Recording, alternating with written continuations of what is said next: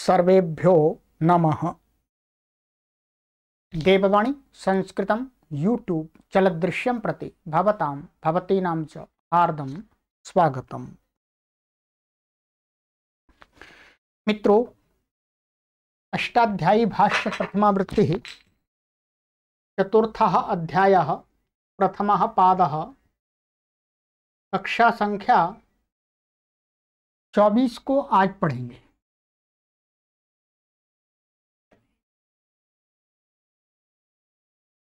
तेईस कक्षाएं हमने अभी तक इस चौथे अध्याय की आपको पढ़ा दी हैं और प्लेलिस्ट में कॉलम बना दिया गया है।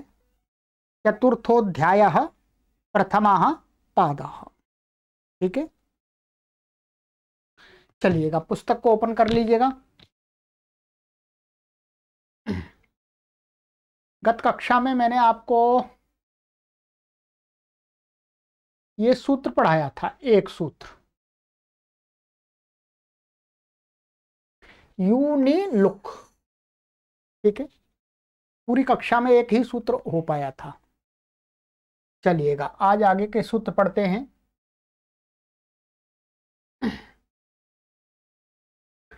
फक फियोरन्य तरस्याम, फक फियोः षष्ठी व्यक्ति द्विवचनान्तम, अन्य तरस्याम सप्तमी व्यक्ति एक वचनान्तम।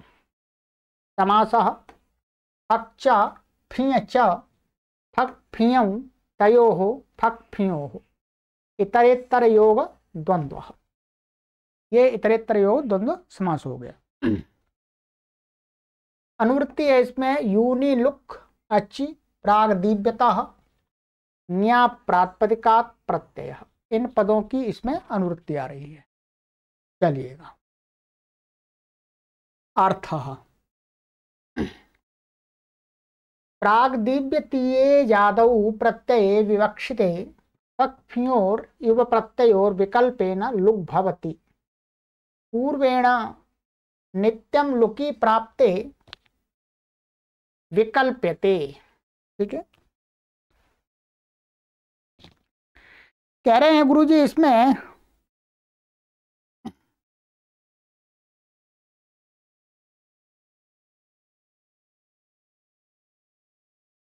कि प्रागदीव्यतीय जो आजादी कोई प्रत्यय आने वाला हो, उसका विषय बन रहा हो, तो विवक्षित होने पर क्या है, फक फिय, फक प्रत्यय अथवा फिय प्रत्यय, इन कैसा इव प्रत्ययो हो, माने इव प्रत्यय ने ये युवा को कहने के लिए आए हो, तो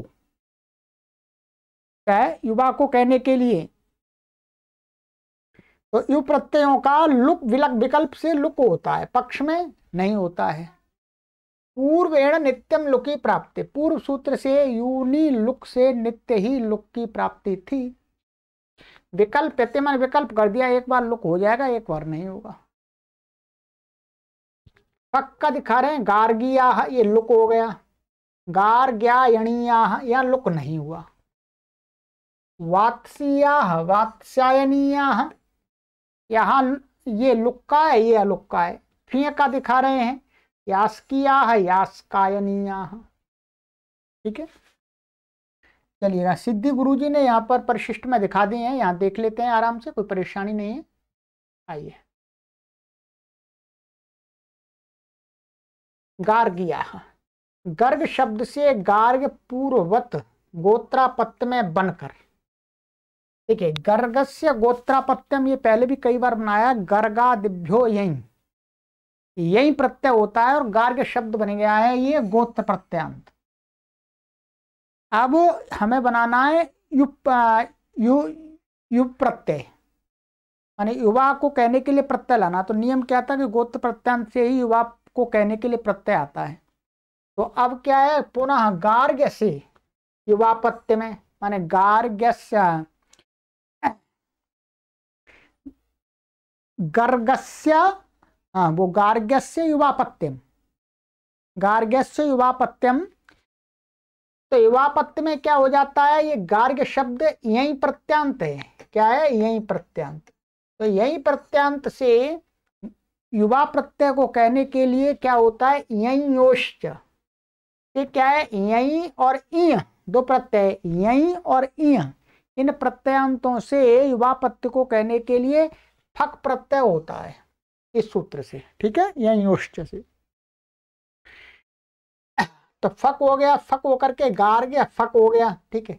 यहाँ नस आ जाएगा बीच में, उसका लुक हो जाएगा, ठीक है, लुक हो जाएगा।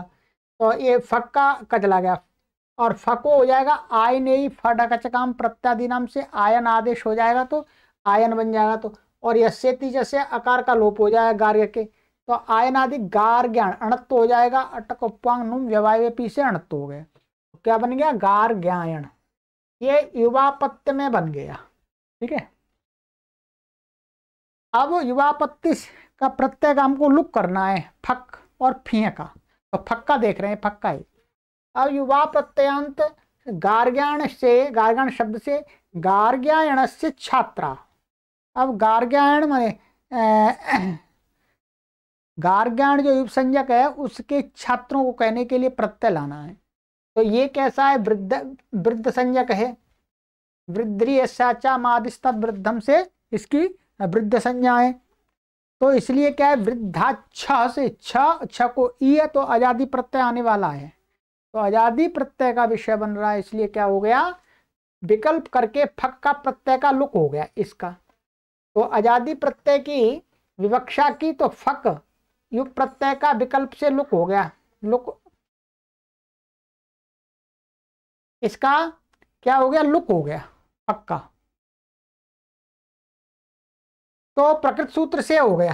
तो अब ये क्या है, फिर फक हो गया तो गार्ग्य बच गया, गार्ग्य, तो फिर अब इसकी प्रकृति रही, ये भी अब भी वृद्ध संज्ञक है, तो अब वृद्धाच्छ, फिर अब वृद्धाच्छ से छ प्रत्यय आ जाएगा, छ आ गया और हो गया, फिर छ को ई हो जाएगा और यस्य तीस से आकार का लोप हो जाएगा, फिर तो गार्गिया ये बन गया, परिशिष्ट 4:1 के समान बन गया, जैसे हमने वहां बनाया था, ये बन गया लुक का, यहाँ युग प्रत्यय का लुक हो गया। जब लुक नहीं होगा तो कुछ नहीं है, गार्ग्याण शब्द है, जब युवा प्रत्यय का लुक नहीं हुआ तो गार्ग्याण से छ होकर के ई होकर के यस्यति लोप होकर के और अणत्व तो है ही, तो गार्ग्यायणीयाः ऐसा बनेगा बहुवचन में।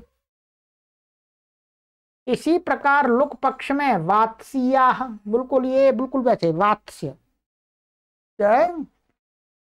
वत्सस्य गोत्रापत्यम वात्स्यः कर्गादिभ्यो, यहीं से ये भी बनता है, ऐसा ही पहले भी कई बार बना चुके हैं।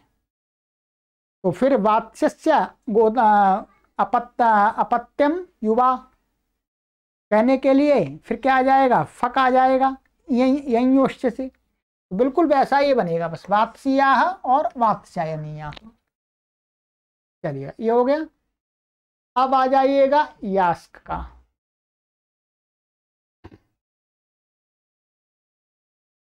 ये आप दिखा रहे हैं यास्किया, यस का शब्द है, यस का तो शब्द से यस्कस्यापत्यम ऐसा विग्रह करके गोत्रापत्य में शिवादिभ्योण से अण होकर, ध्यान दीजिएगा क्या है, यस्कस्यापत्यम और यस्कस्य गोत्रापत्यम ऐसा करेंगे। तो यस्क शब्द क्या है, शिवादिगण में पड़ा हुआ है, शिवादिगण में पड़े होने के कारण से क्या है, इसमें अण हो जाता, पत्य अर्थ में गोत्रापत्य अण हो गया, वृद्धि आदि होकर के तदितेषु चामादि से वृद्धि हो जाएगी, और यस्यति जैसे अकालोप हो जाएगा का क्या, तो यास्क ए बन गया, यास्क की गोत्रापत्य संतान, ये अर्थ वास्तव में, ठीक है। अब यास्क शब्द से युवापत्य को कहने के लिए क्या है, अणोद्विचा, अणुद्विचा कहता है कि यदि अण प्रत्ययांत कोई शब्द है, ध्यान दीजिए, अण प्रत्ययांत शब्द और वो दो अच वाला हो, केवल उसके अंदर दो अच होने चाहिए, व्यंजन कोई बात नहीं कितने भी ऊपर दो अच होने चाहिए। तो अब क्या है, यास्क शब्द बना, ये अण प्रत्ययांत है और दो अच वाला है, आ और क का आ, तो दो अच वाला, इसलिए अब इस अण प्रत्यांत से युवापत्य को कहने के लिए अणोद्विचा से क्या हो जाएगा, फी प्रत्यय हो जाता है। फी को को आयन और ई आयनी बन जाएगा, तो आयनी होकर के यास लोप यस्यति लोप होकर के यास का आयन ही ऐसा बन गया। क्या बन गया जी? यास का यानी है।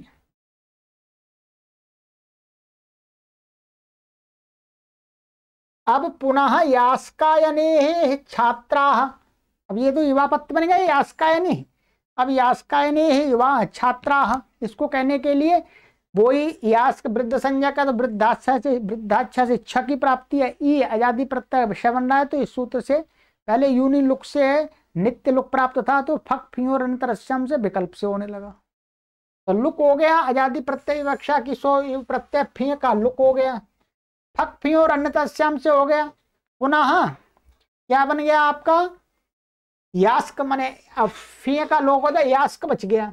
अब भी ये वृद्ध संज्ञक है, तो वृद्धाच्छा से फिर दोबारा अच्छा आ गया, अच्छा आ गया, और ई आदि होकर के लोप आदि होकर के यास किया बहुवचन में बन गया लुक पक्ष में। और जब लुक नहीं होगा तो क्या बन जाएगा? यास का यनिया, यास का यनिया, ये हो गया। और आगे ये तो आपके बन गए उदाहरण।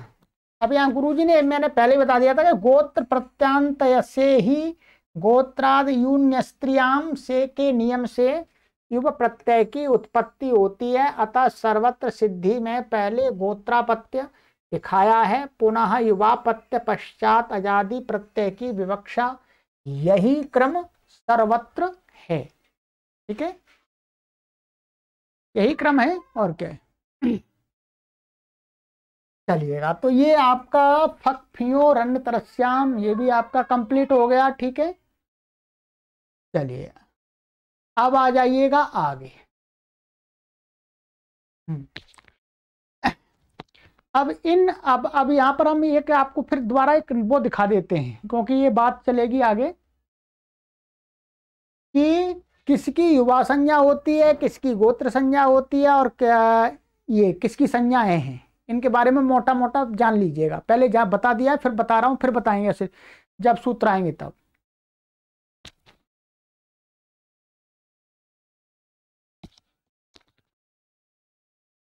ये आपके 4, 1, 62, 63, 64 सूत्र हैं ये। ठीक है, इनका मोटा मोटा अर्थ भी देख लेते हैं। ठीक है, ये जो सूत्र है ये करता है गोत्र संज्ञा। क्या करता है? गोत्र संज्ञा। गोत्र संज्ञा किसकी होती है? इसका अर्थ यहां दिया है, पौत्र प्रभृति यद अपत्यम तद गोत्र संज्ञम भवति। संज्ञा सूत्रमिदम कि पौत्र प्रभृति, पौत्र का अर्थ होगा पुत्र का पुत्र। ठीक है, मानिएगा कोई गर्ग हुए हैं। ठीक है, शुरू में जो गर्ग हुए हैं, तो गर्ग का बेटा फिर उस बेटे का बेटा, बेटे की संतान, तो उस संतान वो तीसरी पीढ़ी है। वो तीसरी पीढ़ी से, माने गर्ग के नाम से यदि गोत्र चलाना है, तो गर्ग का पुत्र गर्ग के नाम से अपने आप को गोत्र नहीं बता सकता कि मैं गर्ग गोत्र का हूं। गर्ग का पुत्र और फिर उससे आगे असंख्य पीढ़ियों के लोग, उसी वंश में असंख्य पीढ़ियों के लोग गर्ग नाम से अपना गोत्र बता सकते हैं। ठीक है, तो यही कहा क्या पौत्र प्रवृत्ति में पौत्र तीसरी पीढ़ी से आगे कितने भी हो सकते हैं, माने पुत्र का पुत्र हो गया, फिर उसका भी पुत्र, उनकी सबकी गोत्र संज्ञा बता रहे हैं। ठीक है, यदि तद गोत्र संज्ञम भवति, जैसे गर्गस्य पत्यम पौत्र प्रवृत्ति गार्ग्य, तो गार्ग्य का अर्थ क्या हो जाएगा? गर्ग के पुत्र का पुत्र अथवा उसके आगे की उस श्रृंखला में कोई भी संतान। ठीक है, इसकी गोत्र संज्ञा है। तो तीसरी पीढ़ी से, माने कोई किसी व्यक्ति के नाम से कोई गोत्र प्रसिद्ध हुआ है, तो उसकी तीसरी पीढ़ी से उसके नाम से गोत्र की परंपरा चलती है। ये ध्यान रखेंगे।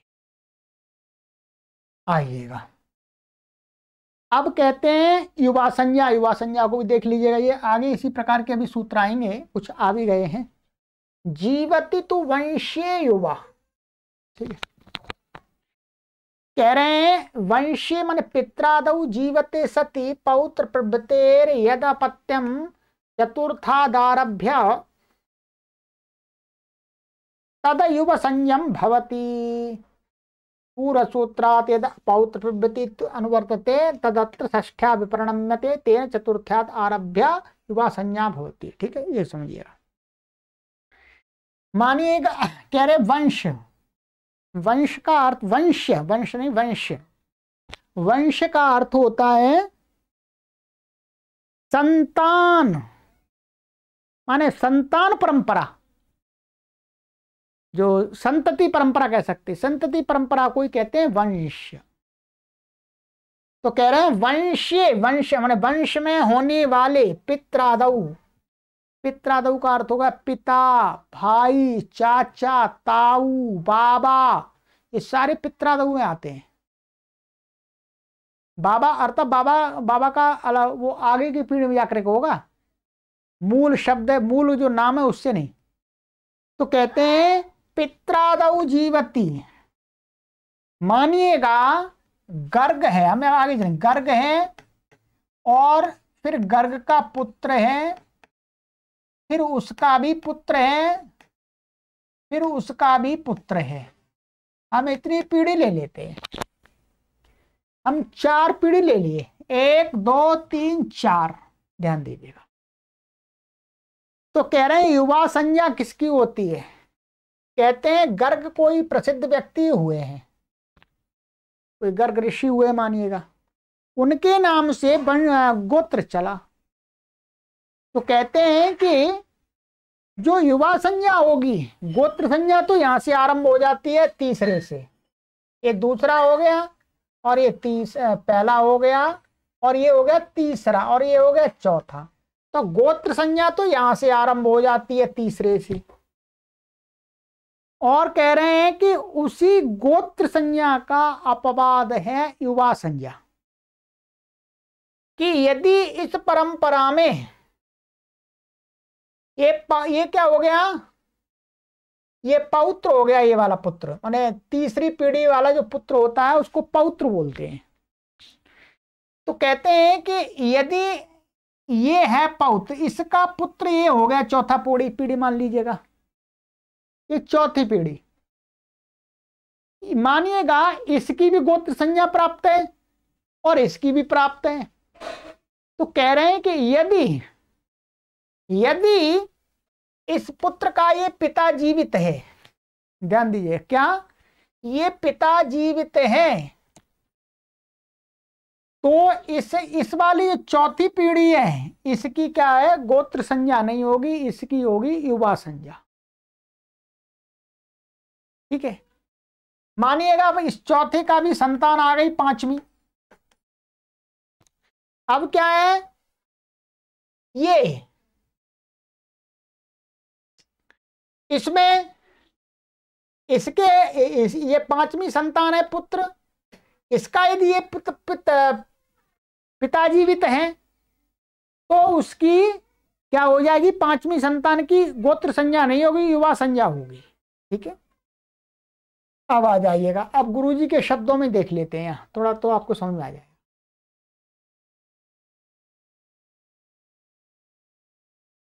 वंश का अर्थ संतति का नैरंतर्य है, उस वंश में होने वाले पिता पितामह आदि, पितामह माने दादा दादा जो कुछ भी हो सकते हैं, दादा के दादा दादी, वे वंश कहलाएंगे। ऊपर सूत्र से वो तो हो गए। ठीक है, तो बस इतना ही है कि पौत्र प्रवृत्ति का जो अपत्य माने वंश पिता आदि के जीवती सती, जीवित रहते पर युवा संज्ञा होती है। बस इतना ही समझना है, ये तो बाकी यहाँ गुरुजी ने कुछ दिखाया नहीं, मैंने आपको समझा दिया। अब इसी प्रकार से गर्ग के गोत्र में 10 20 30 पीढ़ी बाद भी देखेंगे, यदि पिता जीवित है या दादा जीवित है तो जो पौत्र है उसकी युवा संज्ञा होगी, गोत्र संज्ञा नहीं होगी। मानिएगा गर्ग की 10 पीढ़ी बीत गई, 10 पीढ़ी बीत गई। अब 11वीं पीढ़ी, 12वीं पीढ़ी और 13वीं पीढ़ी हम देख रहे हैं, 3 पीढ़ी हमारे सामने है। तो उसमें जो 11वीं पीढ़ी का दादा जीवित है, माने जो 13वीं पीढ़ी का जो संतान है उसका दादा 11वीं पीढ़ी का होगा। तो दादा जीवित है तो उसका जो 13वीं पीढ़ी और 12वीं पीढ़ी की गोत्र संज्ञा नहीं होगी, क्या होगी? युवा संज्ञा होगी। ये ध्यान रखना है। ये युवा संज्ञा बताने वाला एक मुख्य सूत्र है। और इसके आगे बस इतना ही समझ लीजिएगा। आगे और भी 2 सूत्र हैं इसके। भ्रातरी च जायसी, क्या होता है? वंश परंपरा में माने संतान की संतान, संतान की संतान, ऐसा क्रम चलता है।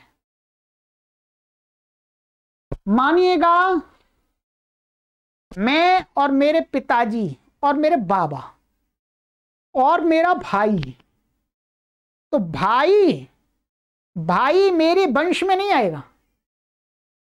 मेरी जो वंश की परंपरा है उसमें मेरे पिता, मेरे दादा आएंगे। जो मेरा भाई है उसके वंश में मैं नहीं आऊंगा, पिता और बाबा आएंगे। ये ऐसा है। तो कह रहे हैं कि युवा संज्ञा, और भी जब भाई जीवित होगा, वंश में नहीं आता भाई, तो भी भाई जीवित होगा तो भी युवा संज्ञा हो जाती है। तो कौन सा भाई? बड़ा भाई। भ्रातरी च जायसी, यदि कहते हैं जायसी भ्रातरी जीवती सती पौत्र प्रवृत्तिरपत्यम कनीयान भ्राता युव संज्ञो भवति अवंशार्थो यम आरंभ। ये वंश माने भाई वंश में नहीं आता, भाई वंश में नहीं आता, वो वंश नहीं है। तो इसलिए यदि बड़ा भाई भी जीवित है तो भी गोत्र संज्ञा नहीं होगी, क्या होगी? युवा संज्ञा होगी।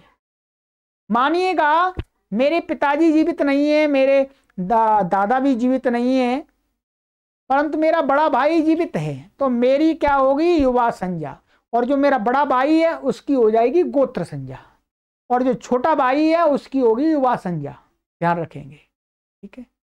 तो ये कहता है बड़ा भाई यदि जीवित है तो भी पौत्र प्रवृत्ति मान चौथी पीढ़ी से आगे की जो संतान है उसमें यदि बड़ा भाई जीवित है तो छोटे भाइयों की क्या होगी? युवा संज्ञा, गोत्र संज्ञा नहीं होगी। ये गोत्र संज्ञा के अपवाद सूत्र हैं। बस इतना ही 2 को समझ लीजिएगा, बाकी आगे पढ़ा देंगे आपको, ठीक है।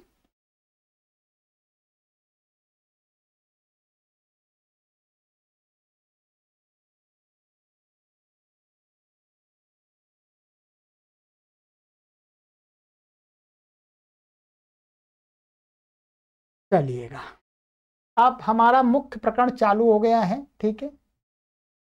जो प्रागदिव्यतीय जो अर्थ हैं वो अब अर्थ आरंभ हो रहे हैं। प्रागदिव्यतीय अर्थों की परंपरा, वो श्रृंखला आरंभ हो गई है। तस्यापत्यम, तस्या षष्ठी व्यक्ति एकवचनान्तम, अपत्यम प्रथमा व्यक्ति एकवचनान्तम। अनुवृत्तियार्य समर्थानाम प्रथमाद् वा ज्ञाप प्रातिपदिकात् तद्धिताः प्रत्ययः परश्च, इनकी अनुवृत्तियार्य है। अर्थात तस्या षष्ठी समर्थात् प्रातिपदिकात् अपत्यम इत्येतस्मिन् अर्थे यथा विहितम प्रत्ययो भवति। ध्यान दीजिएगा, यहां तस्य किसका सूचक है? षष्ठी विभक्ति का। तस्य मतलब जो सर्वनाम है उसमें षष्ठी व्यक्ति दिखा करके बताना चाह रहे हैं कि कोई भी षष्ठी समर्थ। तस्य से तत् शब्द नहीं ले रहे, तत्स्य से षष्ठी का इशारा कर रहे हैं। तो तस्य माने षष्ठी समर्थात, षष्ठी समर्थ, प्रातिपदिकात, प्रातिपदिक। इसका अर्थ क्या हुआ? प्रातिपदिक जो आगे चल के षष्ठी समर्थ बनेगा, ऐसा प्रातिपदिक। तो प्रातिपदिक तो समर्थ हो ही नहीं सकता। अब प्रातिपदिक कैसा? जो आगे चल के षष्ठी समर्थ बनेगा, ऐसे प्रातिपदिक। अपत्यम माने, अपत्यम माने संतान को कहने के अर्थ में, इत्यस्मिन् अर्थे, इस अर्थ में, यथा विहितम प्रत्ययो भवति, यथा विहितम प्रत्ययो भवति माने पीछे कुछ शब्दों से विशेष प्रत्यय कहे थे, स्त्री पुंसाभ्याम नहीं सनऊ, उत्सादिभ्यो इत्यादि इत्यादि। प्रागदिव्य तोण मान प्रागदिव्य से पहले पहले अण प्रत्यय होगा, तो यथावितम जिससे जो प्रत्यय व्यवधान किया वो हो जाएगा अपत्य अर्थ में। सामान्यता क्या है, अण प्रत्यय का है प्रागदिव्य तोण माने आगे प्रागदिव्य अर्थों में अण प्रत्यय होता जाएगा। और ये क्या अर्थ है, प्रागदिव्य अपत्यम अर्थ क्या है, प्रागदिव्य तेन खनत जयत जितम, ये क्या है पहले पहले है ये। तो यथा विहितम का अर्थ हो गया जो जिस शब्द से जो प्रत्यय कहा है वो हो जाएगा। उदाहरण दिया उपगोर अपत्यम औपगवः, इसकी सिद्धि आपको करा दी थी, तस्यापत्यम से अण हो गया यहाँ पर। तो ऊपर से प्रागदिव्य तोण अण चल रहा है, ठीक है, अपने आप चलता रहेगा। अश्वपतेरपत्यम आश्वपतम, यहां पर हमने बताया था आपको सूत्र अश्वपत्यादिभ्यश्च, अश्वपत्यादिभ्यश्च माने अश्वपति शब्द से अण प्रत्यय होता है। दैत्याः द्वितीय शब्द से दित्यादित्युत्तर पदार्थ अण्य प्रत्यय हो गया यहाँ पर। औत्साह उत्सस्य अपत्यम, उत्सस्य अपत्यम औत्सा उत्सादिभ्यो उत्सादिभ्यो ही हो गया। त्रयीणः पांसुनः माने स्त्रियाः अयम स्त्रियाः अपत्यम, ऐसा आएगा स्त्रियाः अपत्यम पुमान स्त्रैणः, तो स्त्रैण बनाया था स्त्री पुंसाभ्याम नहीं सनई भवनात्, तो नहीं प्रत्यय होगा स्नई होगा। पांसुनः सिद्धि बिल्कुल वही है, ठीक है। बस यहाँ पर ये बताएगा कि भाई ये शब्द का अपत्य अर्थ है, स्त्री का अपत्य, पुमान का अपत्य, उत्स का अपत्य, दैत्य का दिति का अपत्य और अश्वपति का अपत्य और उपगु का अपत्य। इन शब्दों से पहले विशेष सूत्रों से प्रत्यय कहें वो होंगे और बाकी शब्दों से यथावित प्रागदीप तोण से अण हो जाएगा, ठीक है। ध्यान दीजिएगा, जो अपत्य है, अपत्य का अर्थ है संतान। संतान क्या है, जैसे मैं, मेरी पुत्र, मेरा पुत्र भी मेरी संतान है, संतान उसको भी बोलेंगे। मेरे पुत्र का पुत्र होगा वो भी संतान है। तो संतान कुछ भी हो, और पूरे उसमें ऐसा नहीं कि गोत्र संज्ञक संतान भी हो सकती है, युवा संज्ञक संतान भी हो सकती है। किसी गोत्र संतान कोई नहीं कहा, संतान गोत्र संज्ञक भी होती है, युवा संज्ञक भी संतान ही होती है। संतान की ही गोत्र संज्ञा और युवा संज्ञा की गई है, ठीक है। चलिए अब आपको एक बात बताने जा रहे हैं, समझ में आया है तो ठीक है, बाकी नहीं समझ में आए तो फिर जैसा लिखा है वैसा ही पढ़ना है। वस्तुतः यहां पर ये जो तस्य तो षष्ठी का निर्देश लिखा हुआ है, तस्य, तस्य क्या षष्ठी विभक्ति को बता रहा है। भाई तस्य माने षष्ठी विभक्ति। अब यहां पर हमको इसका प्रातिपदिक का विशेषण बनाना है। क्या बनाना है, प्रातिपदिक का इनका विशेषण बनाना है। इसको तस्य का अर्थ हमने कर लिया, षष्ठी समझ लीजिएगा, समझ में आया तो अच्छी बात है, नहीं तो कोई बात नहीं है, ठीक है। यहां पर गुरुजी ने इसलिए नहीं बताया क्योंकि यहां पर ये प्रारंभिक अवस्था में व्याकरण पढ़ते हैं तो फिर इस प्रकार की बातें समझ में कम आती हैं, और कुछ बुद्धिमान हमारे पाठक हैं उनको समझ में आ सकती हैं, कोई परेशानी नहीं है। और ये बात आपको पुस्तक में कहीं नहीं लिखा है, आपको दिखाई देगी लिखी हुई। अब यहां पर प्रातिपदिकात में तो पंचमी विभक्ति एक वचन है। भाई हम षष्ठी समर्थ से हमने यहां क्या किया, तस्य का अर्थ हमने लिया षष्ठी, असमर्थात पंचमी ले आए। क्या पंचमी ले आए, जिससे भी प्रत्यय किया जाता है उसमें क्या होती है, पंचमी विभक्ति। जैसे धातो हो, पंचमी विभक्ति थी भाई। जिससे भी प्रत्यय करना होता है उसमें पंचमी विभक्ति लगाते हैं। धातो कर्मणा समान कर्तृकादिच्छायाम वा, सन प्रत्यय कर रहे हैं, धातु में पंचमी है। अच्छो यत, हमने पहले धातु में मैंने तीसरा अध्याय पूरा पढ़ लिया। ज्ञा और ऐसे तो क्या है, इसमें पंचमी विभक्ति होती है।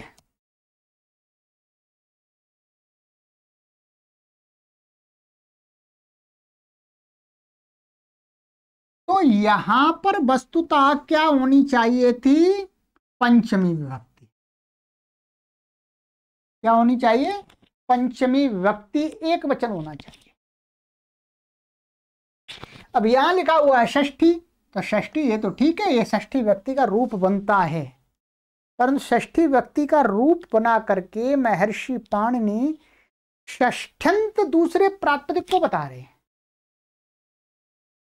क्या बता रहे हैं, दूसरे प्रातिपदिक, कौन, षष्ठी व्यक्तंत प्रातिपदिक। तो अब षष्ठी व्यक्तंत प्रातिपदिक से प्रत्यय होता है, तो से पंचमी आनी चाहिए। तो वस्तुतः यहां पर क्या मानना चाहिए कि ये जो पद है, यहां षष्ठी व्यक्ति एक वचन ना होकर के लुप्त पंचम्यंत निर्देश ऐसा लिखना चाहिए।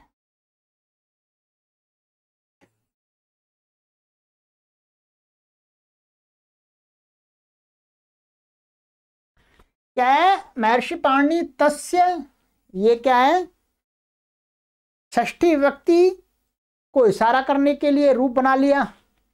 अब षष्ठी समर्थ से प्रत्यय कर रहा है, तो पंचमी यहां पर पंचमी लाए और उसका लुप्त कर दिया, हटा दिया। तो तस्य को वास्तव में ऐसा मानना चाहिए सैद्धांतिक रूप से कि ये लुप्त पंचम्यंत निर्देश है। तभी हम अर्थ कर पाएंगे कि षष्ठी समर्थात, नहीं तो कर ही नहीं सकते अर्थ, क्योंकि इसको इसका विशेषण बनाना है, ज्ञा प्रातिपदिकात का विशेषण बनाना है इसको। तो इसलिए सिद्धांत रूप में इसमें ऐसे आगे भी बताता जाऊंगा, परंतु यदि जिनको नहीं समझ में आ रहा है तो आप षष्ठी व्यक्ति जैसा यहां लिखा है वैसा ही स्वीकार करके पढ़ते जाइए। ये थोड़ी सूक्ष्म बात है, जब आप चिंतन करेंगे तो आपको जरूर अवश्य समझ में आ जाएगी कि वास्तव में लुप्त पंचम्यंत निर्देश ही मानना चाहिए। लुप्त पंचम्यंत निर्देश मानेंगे तो तस्य का अर्थ है षष्ठी, और फिर षष्ठी षष्ठी समर्थ से अर्थ क्या है, लुप्त, ये पंचमी हुई है उसका अर्थ आ गया, से हो गया। तो ये सिद्धियां आपको करा दी है, सिद्धियों में कुछ विशेष नहीं है, ठीक है। चलिएगा, अब इसका अधिकार चलेगा, इसका तस्यापत्यम का काफी लंबा अधिकार चलेगा, ठीक है। वो हाँ अनुवृत्ति कह सकते हैं। आइएगा, अब ये विशेष सूत्र है, इसमें कोई सिद्धि नहीं है ऐसा, बस ये पढ़ना है, अवश्य समझ में आ जाएगा। एको गोत्री, एकाह प्रथमा व्यक्ति एक वचनांतम, गोत्रे सप्तमी व्यक्ति एक वचनांतम। अनुवृत्ति ज्ञा प्रातिपदिकात प्रत्यय, और परश्च भी आ जाएगा, वो छूट रहा है। अर्थ गोत्रा एक एव प्रत्ययो भवति, सर्वे पत्येन युज्यन्ते। कह रहे हैं गोत्र माने गोत्रे है, ये गोत्र में माने अपत्यम पौत्र प्रभृति, गोत्रम जो गोत्र संज्ञा की है। तो गोत्र को बताने के लिए एक ही प्रत्यय होता है, दो प्रत्यय नहीं होते। अभी समझाएंगे, आप कहेंगे दो प्रत्यय कैसे प्राप्त हो रहे हैं, ये बताएंगे। और सर्वे अपत्येन युज्यन्ते, माने उसी एक प्रत्यय से सारे जो उस वंश की जो जिस गोत्र में संतानें हैं, वो सारे अपत्यों सभी वो क्या है, अपत्य के साथ में युज्यन्ते संबंध लग जाता है। ये अर्थ है। ठीक है। और कहते हैं अपत्यम पौत्र प्रभृति गोत्रम इत्यनेन पौत्र प्रभृत्यापत्यस्य गोत्र संज्ञा क्रियते। माने तीसरे पीढ़ी से आगे के लोगों की गोत्र संज्ञा की है, जो मैंने अभी आपको पढ़ा दिया। कहते हैं गोत्रापत्यवाचिभ्य पदेभ्य पुनस्तस्यापत्यम इत्येवं नानापत्य संबंधे नाना प्रत्ययानाम उत्पत्ति संभवेनेन सूत्रेण नियमः क्रियते एक एव प्रत्ययः स्यादिति। आप समझिएगा क्या कह रहे हैं कि गोत्रापत्यवाचिभ्य पदेभ्य, माने गोत्र को कहने वाले शब्द, मानिएगा ये शब्द है गार्ग्य। ठीक है। गार्ग्य, गार्ग्य कैसा शब्द है? गर्गस्य गोत्रापत्यम गार्ग्य। इसी प्रकार के और भी शब्द गोत्रापत्यवाचिभ्य पदेभ्य, माने गोत्र प्रत्यय हम ले आए। ठीक है। अब मानिएगा मेरी गोत्र संज्ञा है, जिस भी वंश में पैदा हो मेरी क्या है? गोत्र संज्ञा। अब मेरा पुत्र या और भी कोई है, मैं मर गया, तो मानिएगा मेरी जो संतान है, तो मेरा गोत्र संज्ञा से जो नाम है, तो अब जो मेरा अपत्य है उसको, जो शब्द मेरे को कह रहा है, तो उससे उसको आगे गोत्र कहा जा रहा है, आगे की पीढ़ी को, तो उसके लिए एक और प्रत्यय आएगा। जैसे मानिएगा मैं गर्ग गोत्र में उत्पन्न हुआ, गर्ग मूल है। अब गर्ग से अपने गोत्र को बताने के लिए मैं प्रत्यय एक गार्ग बना लिया। अब मेरा जो संतान है, तो मैं जो प्रयोग कर रहा हूं गार्ग, उससे एक और प्रत्यय आएगा, तभी तो वो भी गोत्र बनेगा।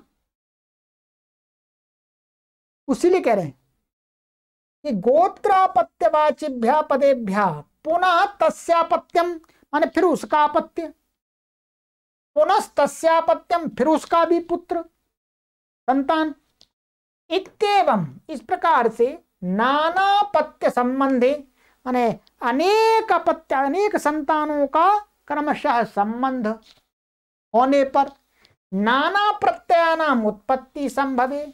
इस प्रकार से तो माने हर नई संतान को कहेंगे तो उसके लिए गोत्र प्रत्यय आएगा, और नया नया प्रत्यय आता रहेगा तो बहुत प्रत्यय हो जाएंगे।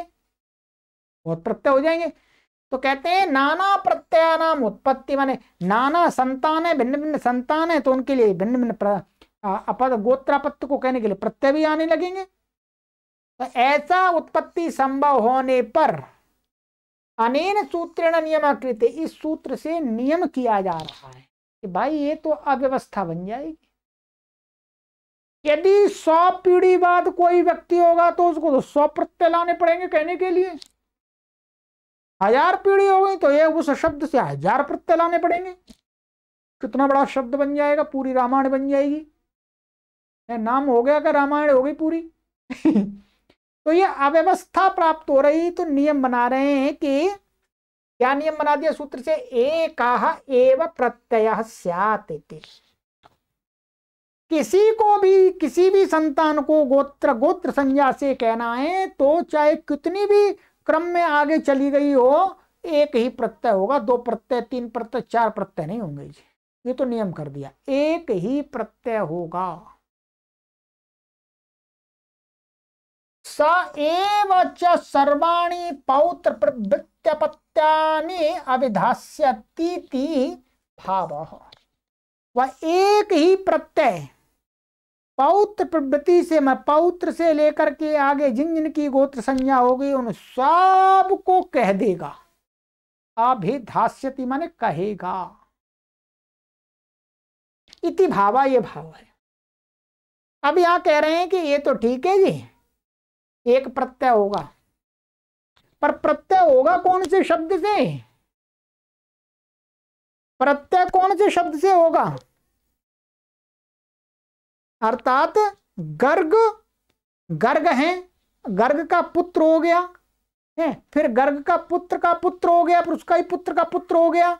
तो अब यहां पर गर्ग का पौत्र को कहने वाला जो शब्द है उससे आगे की संतान को कहने के लिए प्रत्यय होगा अथवा गर्ग से होगा, ये तो पता ही नहीं लगा। वैसे तो नियम तो ये है कि मानिएगा मैं गर्ग की तीसरी पीढ़ी में हूं, मेरी गोत्र संज्ञा, अब मैं हूं गार्ग, अब मेरी जो संतान होगी तो गार्ग्य से प्रत्यय आना चाहिए, गार्ग्य से प्रत्यय आना चाहिए। तो उस व्यवस्था को भी व्यवस्थित कर रहे हैं, कह रहे हैं कि द्विविधश्चात्र नियम, दो प्रकार का नियम बनाया है इस पाणिनि सूत्र में। प्रत्यय नियम, प्रकृति नियमश्च। प्रत्यय नियम तो बना दिया कि एक ही प्रत्यय सभी संतानों को, सभी गोत्रापत्यों को कहेगा, गोत्र संज्ञक पत्यों को। दूसरा नियम क्या बनाया? प्रकृति नियम। प्रकृति माने जिससे प्रत्यय कर रहे हैं उसका भी नियम बना दिया। तत्र प्रत्यय नियम पक्षे सूत्रार्था प्रदर्शिता, माने प्रत्यय नियम में तो ये बता दिया था कि ये गोत्रे एक एव प्रत्ययो भवति सर्वे पत्तेन युज्यन्ते, तो प्रत्यय नियम में बता दिया, प्रत्यय नियम पक्ष में। अब कहते हैं प्रकृति नियम पक्षे तो एवं सूत्रार्थो भविष्यति, या प्रकृति का नियम बनाएंगे जिसके दो अर्थ करने पड़ेंगे सूत्र के। प्रत्यय नियम बना दिया प्रकृति नियम के लिए कि कौन से शब्द से प्रत्यय करना होगा हमको, तो कहते हैं गोत्रापत्ये विवक्षिते प्रथमा प्रकृति ही एक एव शब्दः प्रत्ययम उत्पादयति न तो द्वितीया तृतीया इत्यादि ही। कहते हैं प्रकृति नियम पक्ष में तो ये अर्थ होगा सूत्र का कि गोत्रापत्ये विवक्षिते, माने गोत्र संज्ञा के अपत्य के विवक्षित होने पर प्रथमा प्रकृति है, माने जिसके नाम से गोत्र चलता है उसका जो नाम है वह क्या है? प्रथम प्रकृति है, प्रथमा प्रकृति। वो प्रथम माने एक एव शब्द, तो एक माने सबसे पहला शब्द, यहां माने एक ही शब्द प्रत्यय उत्पादयति, प्रत्यय को उत्पन्न करेगा, माने उससे प्रत्यय की उत्पत्ति होगी। द्वितीया प्रकृति तृतीया प्रकृति न, माने गर्ग से यदि गोत्र चला है तो गर्ग से ही सभी अपत्यों को कहने के लिए एक प्रत्यय आएगा, गोत्रापत्य को कहने के लिए। गार्ग्य से नहीं आएगा गोत्रापत्य को कहने के लिए, गार्ग्याण से नहीं आएगा, गर्ग से ही आएगा। तो यहां पर क्या है? एक शब्द का अर्थ एक लिया गया है और दूसरी बार जब अर्थ किया है तो एक शब्द का अर्थ लिया है प्रथमः, माने प्रथम। एक शब्द का अर्थ प्रथम भी होता है। तो यहां इसलिए प्रथमा प्रकृति माने जो पहला मूल शब्द है उसी से प्रत्यय होता है, बाद में उसी शब्द का जो विकार होकर के बना हुआ है कोई प्रत्यय होकर उससे नहीं होता प्रत्यय। गोत्रापत्य को कहने के लिए, युवापत्य को कहने के लिए तो होता है, गोत्रापत्य को कहने के लिए नहीं होता। जैसे उदाहरण दे, गर्गस्य गोत्रापत्यम गार्ग्यः, ये बना दिया, ठीक है, ध्यान दीजिएगा। गर्गस्य गोत्रापत्यम गार्ग्यः, ये कौन सा हो गया? गर्ग के पुत्र का पुत्र अथवा उसके आगे की कोई भी संतान होगी। गर्ग का पुत्र, ध्यान देंगे, गर्ग का पुत्र नहीं है गार्ग्य, क्योंकि उसकी गोत्र संज्ञा नहीं है। गर्गस्यानंतरापत्यम गार्गी, ध्यान दीजिएगा, गार्गेरपत्यम गार्ग्यः, गार्ग्यस्य पुत्रोपि गार्ग्यः तत्पुत्रोपि गार्ग्यः एवं अग्रे सर्वत्र।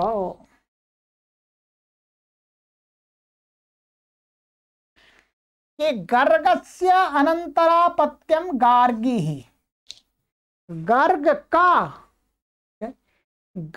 का अनंतरापत्य माने गर्ग का पुत्र। जो पौत्र होता है वो तो अंतरापत्य होता है, अंतरा आया था ना एक पीढ़ी का। अनंतरापत्य माने बिना अंतर लाए पीढ़ी, माने पुत्र हो गई, अपनी सीधी संतान हो गई।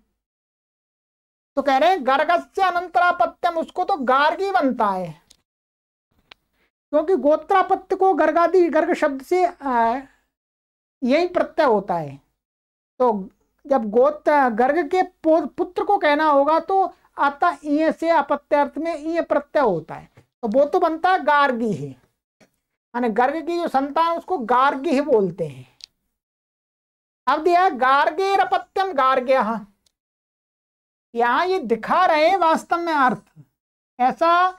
इसका कहने का अर्थ तात्पर्य है कि ये बता रहे हैं कि जो गर्ग का पुत्र है, उस पुत्र का जो पुत्र होता है वो गोत्र संज्ञक होता है, माने गर्ग के पुत्र का पुत्र, उसकी गोत्र संज्ञा होती है।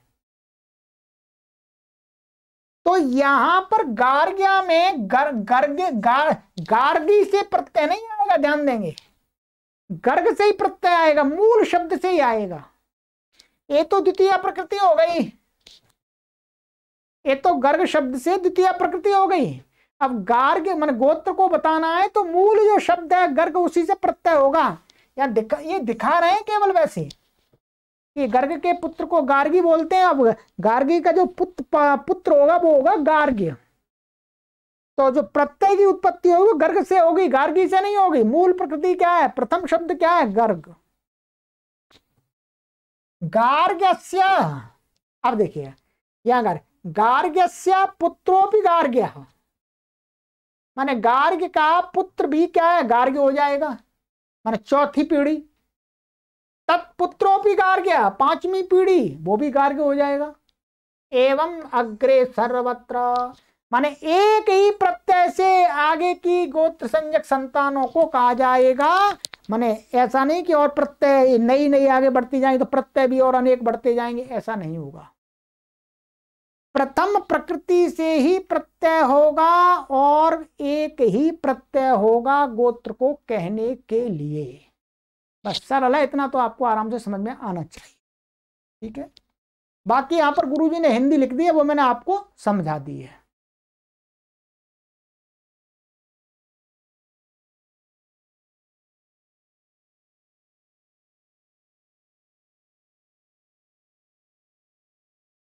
ठीक है, चलिएगा।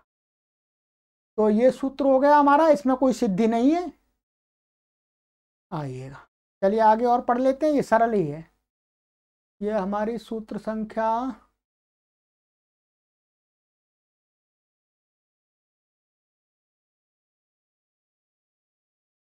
चलिएगा आगे और पढ़ लेते हैं। सिद्धियां हमने कर ही ली हैं। गोत्राद्यून्यत स्त्रियाम, गोत्रात् पंचमी व्यक्ति एकवचनांतम, यूनि सप्तमी व्यक्ति एकवचनांतम, अस्त्रियाम सप्तमी व्यक्ति एकवचनांतम, समासः न स्त्री अस्त्री तस्याम अस्त्रियाम नहीं तत्पुरुषः। अनुवृत्ति,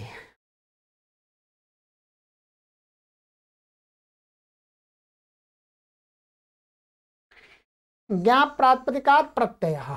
ठीक है, अर्थ यून्यपत्ते विवक्षिते गोत्रादेव प्रत्ययो भवत्यनुस्त्रियाम् अयमपि नियमः, अर्थात गोत्र प्रत्ययान्तादेव युग प्रत्ययः स्यात्, न तु अनन्तरापत्यात् न प्रथम प्रकृतेः।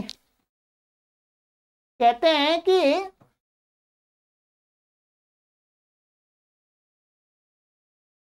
यदि यूनी पत्य माने युवा पत्य, युवा संज्ञक पत्य को कहना हो, तो मैंने जीवति तो वंशे एवं भ्रातरी च जैवसी ये बताया था। तो युवा संज्ञक को कहना होगा तो उससे तो प्रथम प्रकृति से प्रत्यय नहीं आता, उसका तो नियम बना रहे हैं कि उसका तो गोत्र प्रत्यंत शब्द बना करके ही युव प्रत्यय आता है। अस्त्रियाम, यदि स्त्री अपत्य को नहीं कहा जा रहा हो तो स्त्री अपत्य को कहा जा रहा है, फिर तो मूल प्रकृति से ही आ जाएगा। ठीक है। युवा अयमपि नियम, ये भी नियम है, अर्थात गोत्र प्रत्ययांतादेव प्रत्यय से, गोत्र प्रत्यांत शब्द से ही युव प्रत्यय, युग संज्ञक प्रत्यय होता है, न तो अनंतरापत्यात, न तो माने एकदम सीधे मूल प्रकृति से, और न तो अनंतरापत्यात माने एकदम मूल शब्द से। मूल शब्द का अर्थ हो गया जैसे गर्ग हो गया या गार्गी हो गया, उससे नहीं होगा, गोत्र प्रत्यय लाना पड़ेगा, उसी से होगा। जैसे गर्ग है मूल, गर्ग का पुत्र हो गार्गी, गार्गी से भी नहीं आएगा, और गार्गा उससे भी नहीं आएगा, क्या गर्ग से, इससे आएगा गोत्र प्रत्यय बनाकर गार्ग्य से आएगा। न प्रथमा प्रकृते है, प्रथम शब्द से, वही गर्ग शब्द से नहीं होगा, जो मूल शब्दों से नहीं होगा। उदाहरण गर्गस्यापत्यम युवा गार्ग्यायण, वो गर्गस्य नहीं, गार्ग्यस्यापत्यम युवा गार्ग्यायण, तो यहाँ गार्ग्य शब्द पहले गोत्र प्रत्यंत बना करके तब युवापत्य को कहने के लिए आया है, सिद्धि पहले दिखा दी है। ठीक है। यहाँ यही योष्ट से हमने फक प्रत्यय किया था गार्ग्यायण में। दाक्षीरपत्यम युवा दाक्षायण, ऐसे ये है दक्ष है, दक्ष शब्द था मूल, तो दक्ष से क्या बन गया था, ये प्रत्यय हो गया था इसमें अपत्य अर्थ में। दक्षस्य गोत्रापत्यम, दक्षस्य गोत्रापत्यम से क्या हुआ, अपत्य माने गोत्र संज्ञक अपत्य को कहने के लिए अत ये से ये प्रत्यय आकर के दाक्षी शब्द बन गया था, ये दाक्षी। ठीक है। अब ये बन गया गोत्र संज्ञक। अब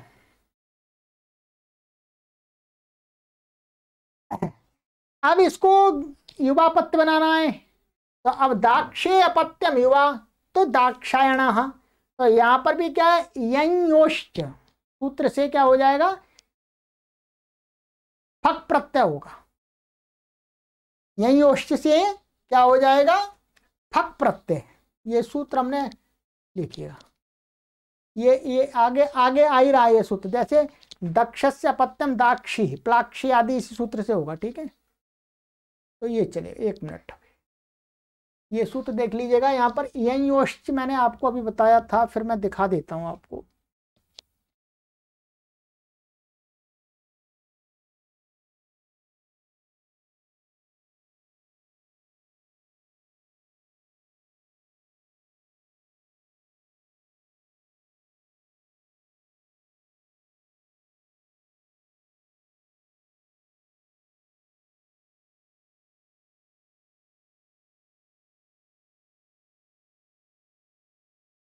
चलिए अभी आगे आएगा यंयोश्च।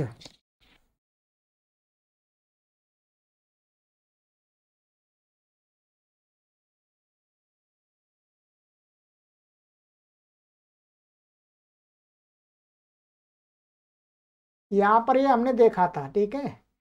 4-1-101 इससे प्रत्यय हो रहा है, यही और ये प्रत्यांत माने से क्या है, फक प्रत्यय होता है, तो दाक्षायण और गार्ग्यायण युवा माने युवा संज्ञक शब्द बन जाते हैं। ठीक है। बाकी सरल है, सिद्धियों में कुछ विशेष नहीं है, अब आराम से आप कर सकते हैं, नोटबुक पर बनाइएगा। तो ये होगा गोत्राद स्त्रियां, तो ये होगा दाक्षायण। मैंने आपको ये संज्ञा बताई थी, जीवत तु वंशे युवा। अच्छा यहाँ लिखा हुआ है यंयोश्च से ये हुआ है गार्ग्य तथा दाक्षी शब्द, ये प्रत्यांत दाक्षी शब्द गोत्र प्रत्यांत है, सो उनसे युवापत्य में यंयोश्च से फक प्रत्यय हो गया। ठीक है। चलिएगा और पढ़ लेते हैं, सरल है अब तो।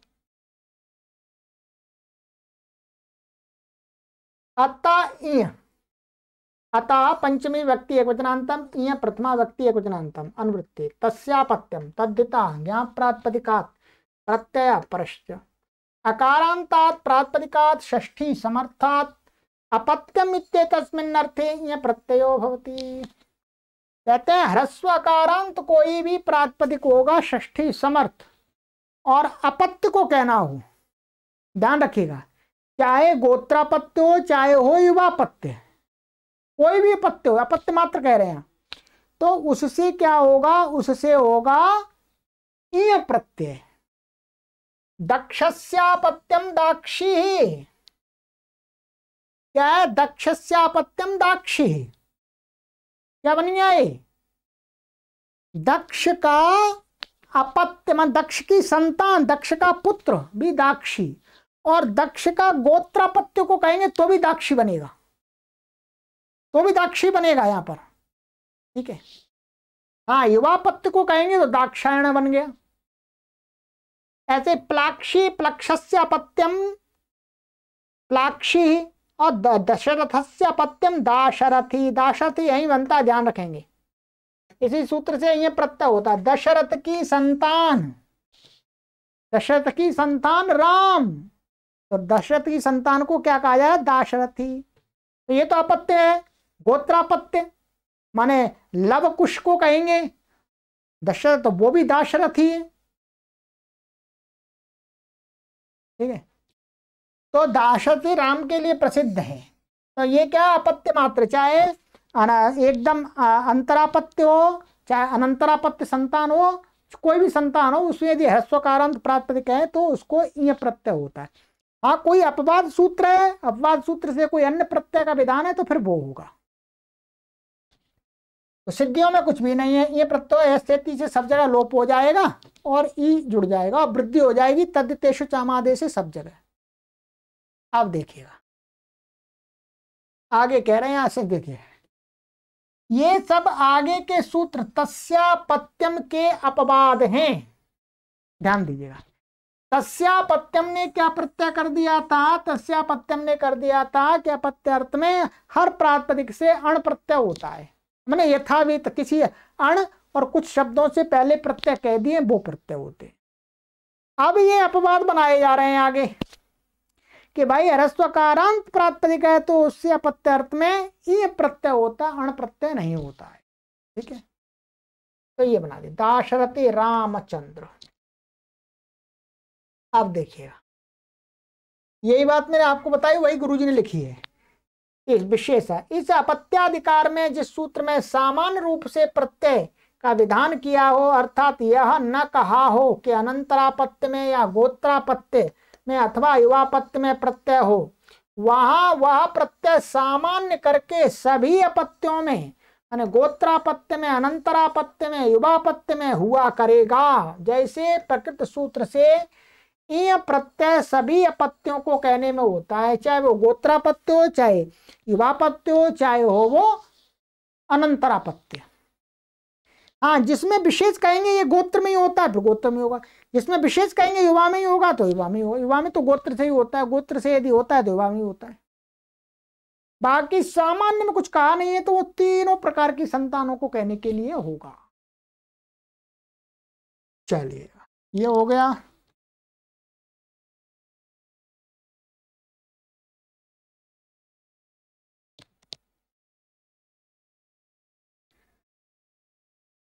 बाह्वादिभ्यश्च, बाह्वादिभ्यः पंचमी व्यक्ति बहुवचनान्तम च अव्यपदम समासः। बाहुरादिरेषां ते बाह्वादयः तेभ्यः बाह्वादिभ्यः बहुव्रीहि।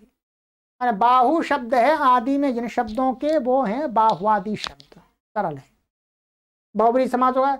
अनुवृत्ति ईय तस्यापत्यम तद्धिताः ज्ञाप प्रातिपदिकात् प्रत्यय परश्चन की अनुवृत्ति आ रही है। अर्थः बाह्वादिभ्यः प्रातिपदिकेभ्यस्तस्यापत्यम इत्येतस्मिन् अर्थे इय प्रत्ययो भवति। बाह्वादि प्रातिपदिकों से तस्यापत्यम माने उसका अपत्य, सामान्य यहाँ पर कहने में इय प्रत्यय होता है। जो बाहुआदि गण में शब्द पड़े हुए हैं बाहु आदि, वो अकारांत नहीं है, उकारांत हैं। उनसे क्या प्राप्त है, उनसे भी अण प्राप्त था, तस्यापत्यम से अण प्राप्त था। तो क्या कह दिया यहां पर, उसका अपवाद कि बाहुआदि गण में पड़े हुए शब्दों से अपत्य अर्थ को कहने के लिए ये प्रत्यय होता है, अण नहीं होता है। उदाहरण दिया बाहविहि औपबाहविहि, तो ये शब्द पड़े बाहु और औपबाहु, ये गोत्रापत्य में भी बन सकता है और अनंतरापत्य में भी बन सकता है। बाहु की संतान को कहने के लिए भी कह सकते हैं और बाहु की संतान को कहने के लिए भी कह सकते हैं। सामान्य ऐसे औपबाहु से औपबाह भी। तो यहां पर कुछ भी नहीं है, ये दिखा दिया है। बाहु शब्द से ये परे रहते और गुणा से गुण हो जाएगा, वादेश होकर के बाह भी ही और औपबाह भी। तो ये बाहु शब्द है और ये औपबाहु शब्द है, और बाहु ngस औपबाहु ngस, और ये प्रत्यय होगा प्रत्यर्थ में, और लुक आदि हो जाएगा पूर्वत, और फिर भसंज्ञा हो जाएगी अच्छी भम, और भस्य के अधिकार में और गुण, और गुणा से उकारांत जो बाहु को गुण हो जाएगा ओ, और अवादी आदेश होकर के बाहवी औपबाहवी, ये बन गया। चलिएगा,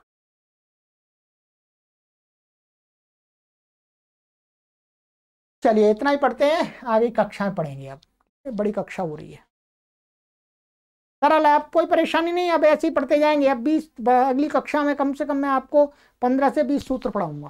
ठीक है, सर्वेभ्यो नमः।